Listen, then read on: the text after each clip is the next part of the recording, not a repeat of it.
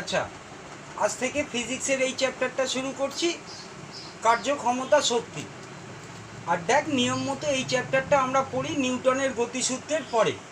তার মানে আমাদের এমনি বল সম্পর্কে ধারণা আছে, যে বল যে যে বাহ্যিক প্রভাব কোনো বস্তুর গতি অবস্থার পরিবর্তন করে। আর তার সিজিএস এসআই একক, সিজিএস একক ডাইন, এসআই একক নিউটন, কি তাদের সংজ্ঞা, সেইগুলো আমরা বল গতি চ্যাপ্টারে পড়েছি। এবারে বল কি কি করে, এক তো বস্তুর বেগের পরিবর্তন করে, সেখানে ওগুলো দেখেছি। আর মানে এই বলের পর থেকে এই চ্যাপ্টারটা শুরু হবে। তা প্রথমে আমরা যেটা পড়বো সেটা হচ্ছে কার্য বা ওয়ার্ক। এই কার্যটাকে অনেক সময় কৃতকার্য বলে, মানে যে পরিমাণ কার্য করা হবে। তো সেইটা দেখ, বলের পর থেকে এক কথায় যে এইটা যদি একটা বস্তু হয়, আর এই বস্তুর ওপর আমি যদি একটা বল প্রয়োগ করি, এফ বল প্রয়োগ করি, আর তার জন্য বস্তুটার যদি সরণ হয়, মানে ধর এইখান থেকে এইখানে বস্তুটা যদি মানে যায়, সরে যায়, সরণ জানিস যে বস্তু দ্বারা সরলরৈখিক পথে অতিক্রান্ত দূরত্ব, তাহলে সেক্ষেত্রে এই কৃতকার্য রাশিটা মানে ধরা হয় বল আর সরণের গুণফল। তাহলে কি দাঁড়ালো, কৃতকার্য বলতে আমরা কি বুঝবো, কোনো বস্তুর ওপর বল প্রয়োগ করলে বলের অভিমুখে যদি বস্তুর সরণ হয়, তাহলে বলা হয় সেই বলটি কার্য করেছে, এবং সেই কৃতকার্যের মান হচ্ছে বল আর সরণের গুণফল। তাহলে এইটা প্রথমত কৃতকার্যের সংজ্ঞা। আর তারপরে সংজ্ঞা দেখলেই দেখ, এখন আমাদের এদের একক, মাত্রা, এইগুলো বার করতে হবে। তাহলে কৃতকার্য যদি বল আর সরণ হয়, তাহলে দেখ এর যদি সিজিএস বলি, সিজিএস একক, বলের সিজিএস একক ডাইন, আর সরণের সিজিএস একক সেমি। তো এইগুলো কৃতকার্যের সিজিএস একক, আর এইগুলো এত ইম্পর্টেন্ট যে এইগুলোকে আমরা একটা অন্য নাম দিই। বলের সিজিএস একক হচ্ছে, এই কৃতকার্যের সিজিএস একক হচ্ছে আর্ক। আর ঠিক একইভাবে এটা যদি এসআইতে বলি, দেখ এসআইতে বলের একক নিউটন আর সরণের একক মিটার। তুই কিন্তু বাংলায় লিখবি, হ্যাঁ, ডাইন সেমি, আর এটা হলো নিউটন মিটার। তো নিউটন মিটার এটাকেও এক কথায় জুল বলে, মানে কৃতকার্যের সিজিএস একক আর্ক, আর এসআই পদ্ধতিতে একক হচ্ছে জুল। পরে আমি এই জুল আর আর্কের সম্পর্কগুলো বলছি।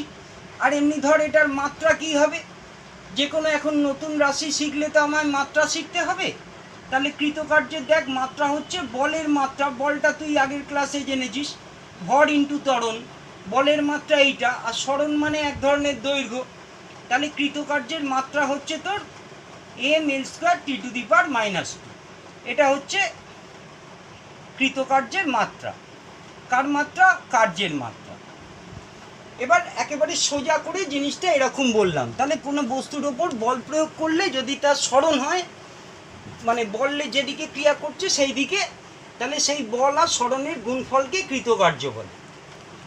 কিন্তু দেখ, এটা তোকে আরেকটুখানি ডিটেলে একটুখানি শুনতে হবে, কারণ বাস্তব ক্ষেত্রে দেখ, একটা বস্তুর ওপর যেদিকে বল প্রয়োগ করি সবসময় সেই দিকে সরণ হয় না। কীরকম মানে নাও হতে পারে আর কি। দেখ, ধর একটা বস্তু যদি এরকম থাকে, আর তার উপর যদি আমি একটা চাঁটি টাইপের মানে অ্যাঙ্গেল করে যদি একটা বল প্রয়োগ করি, আর বস্তুটা তো মেঝের উপরে আছে, তাহলে তার সরণটা কিন্তু এই দিক বরাবর হয়।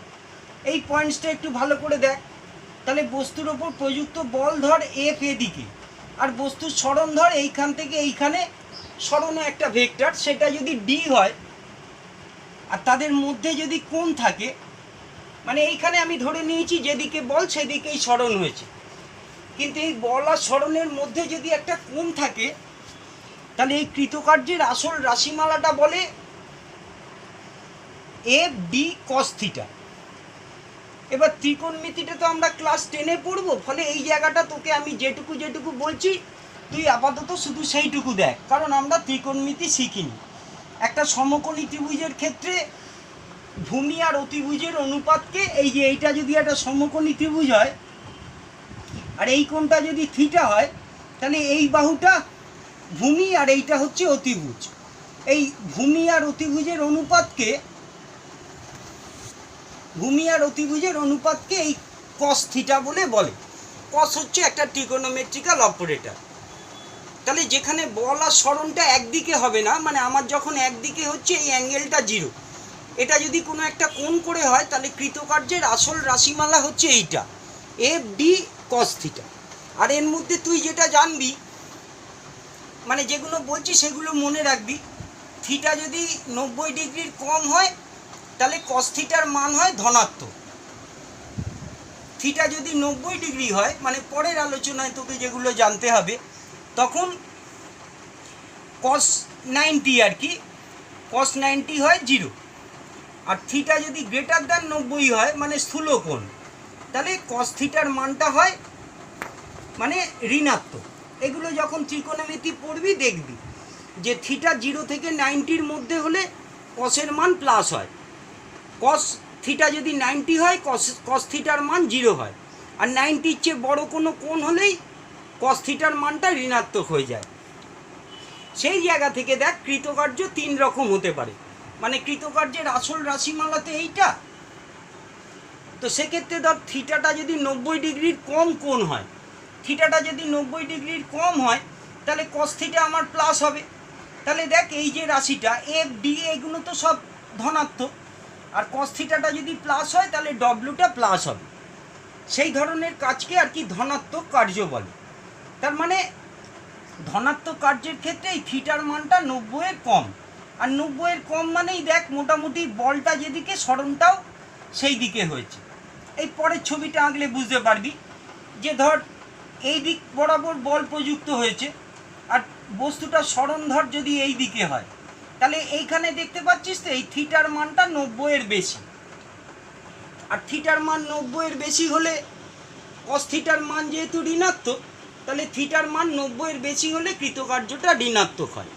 আর 90-এর বেশি মানে তুই এক কথায় ধরে নে যে ধর এটা অপোজিটে 180 ডিগ্রি হয়েছে, তাহলে সেটা তো 90-এর বেশি, তাহলে তখন কৃতকার্য ঋণাত্মক হয়। ভালো বোঝাতে পারলাম না? সেটা শুধুমাত্র এই ত্রিকোণমিতিটার জন্য, যে যেহেতু কস থিটাটা তুই এখনও জানিস না তাই এটা বুঝলি না, মানে ভালো বুঝলি না, তাই মানে তোকে যেটা জানতে হবে আমি তোকে সেটা বলছি। ওই কস থিটা প্লাস মাইনাস 0-র জায়গা থেকেই যে যেদিকে বল প্রয়োগ করেছি বস্তুর সরণ যদি সেই দিকে হয় তাহলে তখন কৃতকার্য ধনাত্মক হয়। কৃতকার্য আর কি 3 রকম হয়। কৃতকার্য ধনাত্মক মানে পজিটিভ, সেটা কখন হয়? যে যখন আমার যেদিকে বল সরণটাও যদি সেই দিকে হয়। কৃতকার্য ঋণাত্মক হয় যখন বল যেদিকে প্রয়োগ করেছি সরণ তার উল্টো দিকে হয়, মানে বল আর বস্তুর সরণ যখন বিপরীতমুখী হয়। আমি একেবারে উদাহরণগুলো দিয়ে দিই তাহলেই বুঝতে পারবি। ধর তুই স্রোতের অনুকূলে সাঁতার কাটছিস, এইগুলোই কমন উদাহরণ। স্রোতের অনুকূলে মানে তুই যদি সাঁতার নাও কাটতিস তাহলে তো স্রোত যেদিকে সেদিকেই যেতিস, আর সাঁতার কেটেও সেদিকে যাচ্ছিস, তাহলে সেক্ষেত্রে তোর সরণ আর বল দেখ একই দিকে হচ্ছে। তাহলে সেক্ষেত্রে এই ধরনের কার্যকে আমরা বলবো ধনাত্মক কার্য। আর স্রোতের প্রতিকূলে সাঁতার কাটছিস, তাহলে স্রোত ধর এই দিকে বইছে আর তুই সাঁতার কাটছিস ধর এই দিকে, তাহলে দেখ বলটা এদিকে আর তুই যেহেতু এদিক বরাবর সাঁতার কাটছিস তোর সরণটা বলের বিপরীতে, মানে থিটা গ্রেটার দ্যান 90টাকে তুই একেবারে উল্টো করে 180 ভাব। তাহলে বল আর সরণ যখন বিপরীতমুখী হয় তখন কৃতকার্যটা ঋণাত্মক হয়। এই উদাহরণগুলো দিবি। আর একটা উদাহরণ আছে যে কোনো বস্তুকে যদি ওপর থেকে নিচে ফেলি, দেখ সাধারণভাবে বস্তুর ওজনটা নিচের দিকে কাজ করে আর বস্তুটা পড়ছেও নিচের দিকে, তার মানে বল আর সরণ একদিকে হচ্ছে, তাহলে এটাও একটা ধনাত্মক কার্যের উদাহরণ। আর ঠিক একইভাবে একটা বস্তুকে যদি তুই ওপরের দিকে ছুঁড়িস সেক্ষেত্রে বল বস্তুর ওজনটা তলার দিকে পৃথিবীর কেন্দ্রের দিকে আর বস্তুটা উঠছে ওপরে, মানে সরণটা তার বিপরীতে, তাহলে সেইটা হচ্ছে ঋণাত্মক কার্য। আর ভালো করে যেটা তোকে বুঝতে হবে এখানে খুবই ইম্পর্টেন্ট, সেটা বলে কার্যহীন বল। তো কার্যহীন বলের এমনি গাণিতিক সংজ্ঞাটা হচ্ছে cos 90 তো 0, cos 90 0, আর তোর ডব্লু হচ্ছে এফ ডি, এফ হচ্ছে বল, ডি হচ্ছে সরণ, আর তাদের মধ্যের কোণ থিটা হলে কস থিটা। এবারে এই থিটা কোণটা যদি 0 হয়, দেখ এই থিটা কোণটা যদি 90 ডিগ্রি হয় তাহলে cos 90 যেহেতু 0, তাহলে এই সবকটা রাশি গুণ করলে আলটিমেট 0 হয়। তাহলে কি কি ক্ষেত্রে কার্য 0 হয়? কৃতকার্য 0 কখন কখন হয়? এক F0 হলে, মানে প্রযুক্ত বল 0 হলে। কিন্তু এটা আমরা বলবো না, কারণ বল প্রয়োগ হচ্ছে তারপরেই এই চ্যাপ্টারটা শুরু হচ্ছে। তাহলে কৃতকার্য দেখ দু ক্ষেত্রে 0 হয়। এক যদি D0 হয়, তার মানে একটা বস্তুর ওপর আমি বল প্রয়োগ করে যাচ্ছি কিন্তু সেটার কোনো স্মরণ ঘটছে না। মানে ধর না, তোর বাড়ির দেয়ালটাকে তুই সারাদিন ধরে ঠেলছিস, তো যতই ঘেমে নিয়ে যাস, যতই বল প্রয়োগ করিস, সেই দেয়ালটার তো কোনো স্মরণ হয় না। ফলে সেইখানে ডি যেহেতু 0, কার্য 0 হয়। এটা এক। আর এটা সবচেয়ে বেশি যেটা ভাইটাল লাগে, যে বল আর স্মরণ যদি লম্ব হয়, এই যে θ90। আরে সবচেয়ে সহজ উদাহরণ ধর, বলে একটা স্যুটকেস নিয়ে তুই হেঁটে যাচ্ছিস। তাহলে এই যদি একটা স্যুটকেস হয়, তার ওজন তো তোর নিচের দিকে কাজ করছে, আর তুই হেঁটে যাচ্ছিস মানে স্যুটকেসটা তোর সাথে সাথে এই দিক বরাবর ধর চলছে, তুই ডান দিকে হাঁটছিস। তাহলে দেখ এই যে উদাহরণটা, তাতে বল কাজ করে অবিলম্ব বরাবর নিচের দিকে, আর তোর স্মরণ ঘটে তার সাথে লম্ব। তাহলে এই অ্যাঙ্গেলটা 90 ডিগ্রি বলে এইগুলো হচ্ছে কার্যহীন বলের উদাহরণ। মানে বল আর স্মরণ পরস্পর 90 ডিগ্রি হলে সেই বল কোনো কার্য করে না, তাকে কার্যহীন বল বলে। এবার এই কার্যহীন বলের একটা খুব ভালো উদাহরণ হচ্ছে এই গ্রহের গতি। যে সূর্যকে, এইটা ভালো করে শোন, সূর্যকে কেন্দ্র করে বৃত্তাকার পথে গ্রহগুলো ঘোরে। মানে আমরা ধরে নিচ্ছি এটা বৃত্তাকার, পরে দেখবে এগুলো উপবৃত্তাকার হয়, দরকার নেই অত কথা বলে। বৃত্তপথে এই গ্রহগুলো যখন ঘোরে, তো যে কোনো বস্তু বৃত্তপথে ঘুরলে তার বেগ বা সরণ, আমি এখানে সরণই বলছি, মানে সেটা কোন দিকে যায় সেইটা ধরে নেওয়া হয় স্পর্শক বরাবর। মানে এই যে গ্রহটা বৃত্তপথে ঘোরে, তার সরণ যে ভেক্টরটা সেটা এই দিকে স্পর্শক বরাবর হয়। আর আগে বলেছি বোধহয় যে কোনো জিনিসই বৃত্তপথে ঘুরতে গেলে তার একটা অভিকেন্দ্র বল লাগে। ওই ইলেকট্রনগুলো ঘোরার কথা ভাব, রাদারফোর্ড যেটা বলেছিল, যে কোনো জিনিস বৃত্তপথে ঘুরছে মানেই তো সেটা কেন্দ্র থেকে সবসময় সমান দূরত্বে আছে, এই যে এখান থেকে। তাহলে নিশ্চয়ই কেন্দ্রের দিকে তার কোনো টিকি বাঁধা আছে, তো কেন্দ্রের দিকে তার একটা বল কাজ করে, সেটাকে অভিকেন্দ্র বল বলে। তুই এমনি এফ নামেই ডাকবি। আমি যেটা বলতে চাইছি, যে সূর্যকে কেন্দ্র করে গ্রহগুলো যখন ঘোরে, তখন তার সরণটা ধরা হয় এই বৃত্তের স্পর্শক বরাবর, মানে এই দিকে। আর বলটা কাজ করে কেন্দ্রের দিকে, মানে অভিকেন্দ্র বল, সেটা কেন্দ্রের দিকে। আর বৃত্তের স্পর্শক আর ব্যাসার্ধ পরস্পর লম্ব হয়, এটা তুই ক্লাস 10-এর উপপাদ্যে পড়বি। বৃত্তের স্পর্শক আর ব্যাসার্ধ যেহেতু লম্ব হয়, তাহলে দেখ এখানে বল আর সরণ যেহেতু লম্ব, তাহলে এক্ষেত্রেও কোনো কার্য হয় না। মানে এটাও একটা কার্যহীন বলের উদাহরণ। সত্যি বলতে কি, সুটকেসের থেকে এই উদাহরণটা ভালো উদাহরণ। তাহলে কি কি আমি তোকে শেখালাম? কৃতকার্যের সংজ্ঞা, তার বিভিন্ন পদ্ধতিতে একক, মাত্রা, আর 3 ধরনের কার্য। যখন বল আর সরণ একই দিকে হয় সেটা ধনাত্মক কার্য, যেমন স্রোতের অনুকূলে সাঁতার কাটা। বল আর সরণ বিপরীত দিকে হলে সেটা ঋণাত্মক কার্য, যেমন স্রোতের প্রতিকূলে সাঁতার কাটা। আর এই কার্যহীন বল, যেখানে বল আর সরণ পরস্পর লম্ব হয়, সুটকেস নিয়ে হেঁটে যাওয়া বা সূর্যকে কেন্দ্র করে গ্রহর ঘূর্ণন। এবার এমনি অঙ্ক করার জন্য তোর যে দুটো জিনিস লাগবে সেইটা আমি বলে দিচ্ছি। যে একটু বাদেই আমরা স্থিতিশক্তি, গতিশক্তি এইসব পড়ব। তাহলে ধর এম ভরের একটা বস্তু এই মাটির ওপরে আছে, আমি ধর তাকে এই উচ্চতায় তুলেছি। কি পরিমাণ কার্য করতে হবে? তোর ক্ষেত্রে কোনো থিটার গল্প থাকবে না, মানে কস থিটা দিয়ে তোকে কোনো অঙ্ক করতে হবে না, তোকে সরাসরি বল আর সরণ একদিকেই বা বিপরীত দিকে হবে। তাহলে এম ভরের একটা বস্তু যদি এইটা হয়, তাহলে দেখ এর যে ওজন বা বল সেইটা কাজ করছে এমজি নিচের দিকে। তাহলে এইখানে বল হচ্ছে আমার এমজি, আর বস্তুটাকে আমি এইচ উচ্চতায় তুলেছি, মানে এর সরণ হচ্ছে এইচ। তাহলে দেখ এইখানে কৃতকার্য, আমি তার সাংখ্যমানটাই বলছি, এখানে কৃতকার্য হবে এমজিএইচ, মানে এই বল ইন্টু সরণের জায়গা থেকেই, মানে এম ভরের বস্তুকে এইচ উচ্চতায় তুলতে কত কার্য করতে হয় সেটা হচ্ছে এমজিএইচ। আর পরে দেখবি এটাই বস্তুর স্থিতিশক্তি, মানে স্থিতিশক্তির সংজ্ঞাই এটা। আর আরেকটা গুরুত্বপূর্ণ দেখ, এবারে এখানে আরেকটা গুরুত্বপূর্ণ কোশ্চেন হচ্ছে এই বলের যে এসআই একক, এই কৃতকার্যের এসআই একক জুল আর আর্গের সম্পর্কটা। তো দেখ সেটা আমি এখানে বলে দিচ্ছি। 1 জুল মানে কি? এই সংজ্ঞা অনুযায়ী জুল হচ্ছে বল ইন্টু সরণ। তাহলে বলের এসআই একক নিউটন, 1 নিউটন, আর সরণের এসআই একক 1 মিটার। তাহলে 1 জুল বলতে 1 নিউটন ইন্টু 1 মিটার বোঝায়। এবার এটাকে আমরা আর্গে বা সিজিএসে নিয়ে যাব। তাহলে দেখ, তুই বলের চ্যাপ্টারে পড়েছিস 1 নিউটনটা হচ্ছে 10⁵ ডাইন, মনে আছে তো নিউটন আর ডাইনের সম্পর্ক। আর দেখ 1 মিটার হচ্ছে 100 সেন্টিমিটার, যেটাকে আমি 10 স্কোয়ার লিখলাম। তাহলে এটা কি হচ্ছে 10⁵ আর 10 স্কোয়ার যোগ করলে 10⁷ হয়। আর হয় ডাইন ইন্টু সেমি, আর ডাইন ইন্টু সেমিটাই মানে এতবার লাগে যে সেইটাকে আমি মানে অন্য একটা নাম দিয়েছি কৃতকার্যের সিজিএস একক আর। তাহলে এই রিলেশনটা খুবই ইম্পর্টেন্ট।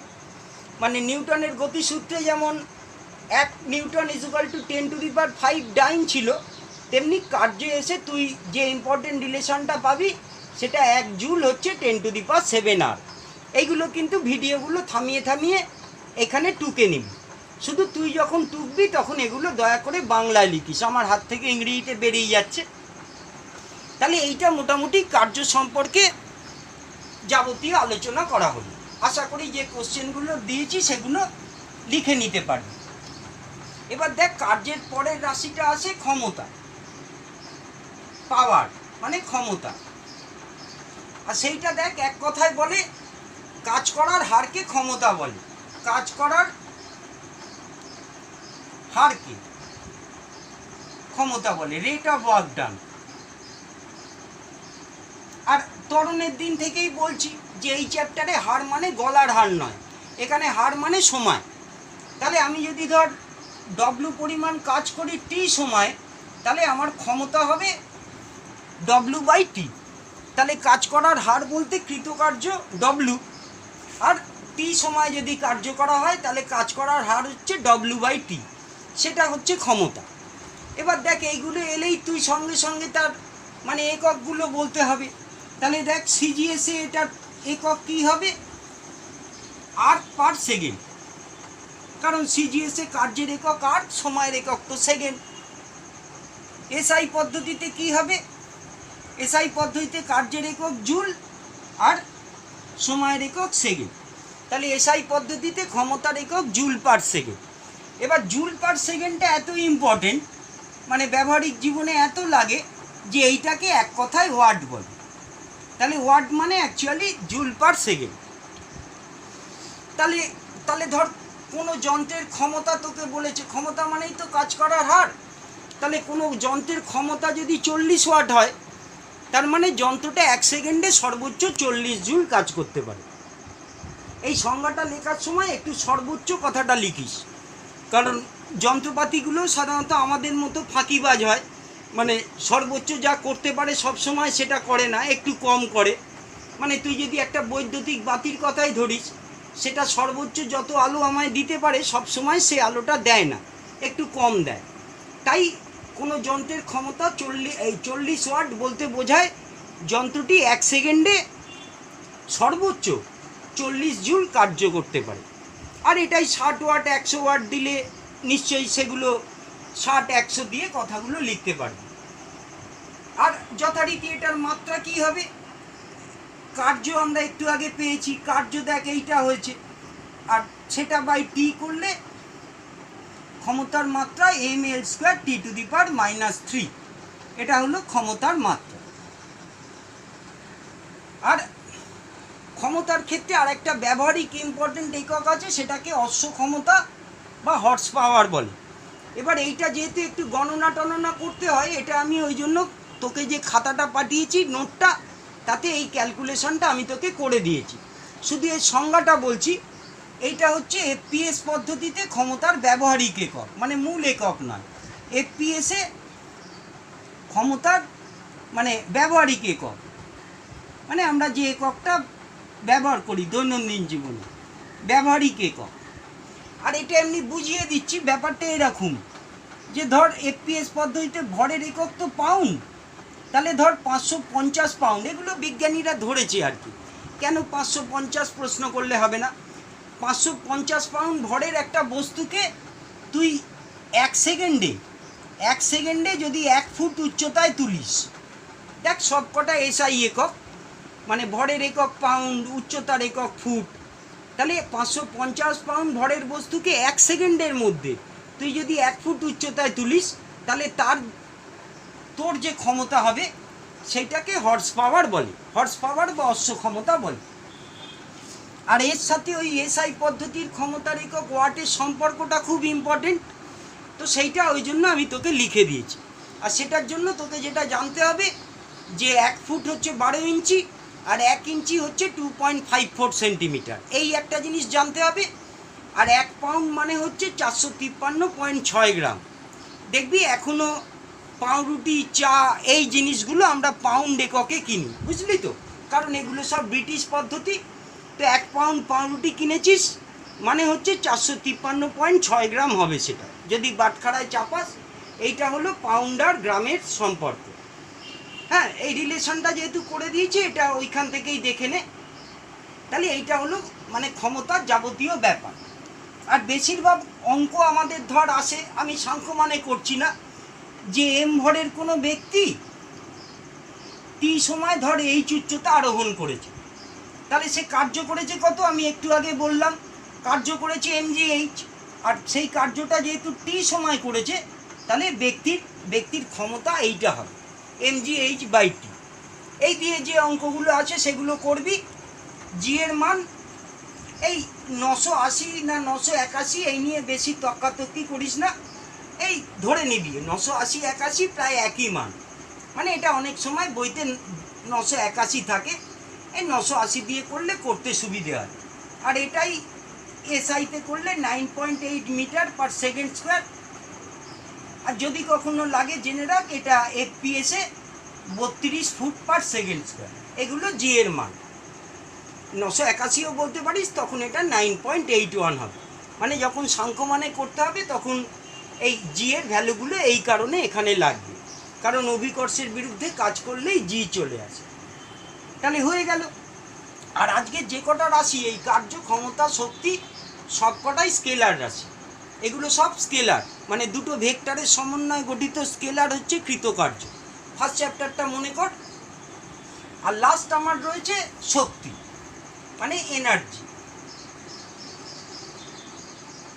তো দেখ, মানে এক কথায় বলা যেতে পারে কার্যই শক্তি, মানে কার্য করার সামর্থ্যকে, ক্যাপাসিটি অফ ডুইং ওয়ার্ক, কার্য করার সামর্থ্যকে শক্তি বলে। আর এই কথাটার এমনি বাংলায় মানে হচ্ছে কার্যই শক্তি, মানে যাহা কার্য তাহাই শক্তি।